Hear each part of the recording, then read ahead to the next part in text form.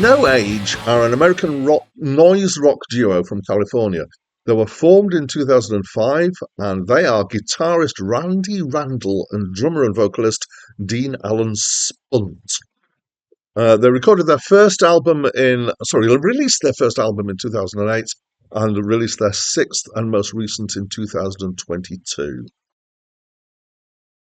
Hi, my name's Dan. So this was the first album by No Age, and it's my first encounter with them. And I would describe this as being experimental lo-fi noise rock with an industrial feel, and I think that kind of sums it up nicely.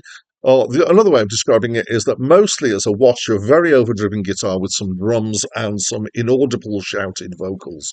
It's very thrashy. Sometimes, and I would say that we're talking about 15% of this is less of an overwhelming, overdriven mush and more restrained kind of soundscapey textures, reminiscent of some kinds of krautrock, but not very really.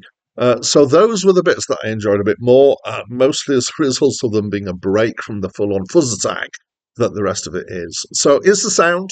It's an experimental push past the normal parameters of listenable music, I would say. It's kind of somewhere off the punk path, kind of pushing punk to its extremes and then beyond. It has, as a result, a kind of rebellious feeling, so some people will like that and will find that refreshing. It's got quite a lot of energy, which is somewhat emphasised by the lo-fi feel of the recording as well. These two guys are putting everything they've got into this, so it's more of a feeling of release than of control, I would say. I was not a fan, though. I couldn't find any other merits to this other than the stuff that I've just mentioned. Musically, it wasn't particularly interesting. Sound-wise, I found it quite an assault on the ears. Um, Unlike some things that I don't like, I do get why it's on this list. I understand that there will be people who think that this is amazing. And if that's you, I'd love to hear from you as well. It's just not from me. It's definitely kind of specialist audience.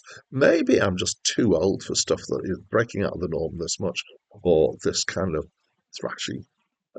So yeah, not a fan. It wasn't hugely distasteful to me. It was somewhat irritating because it was just such a thrash. Okay.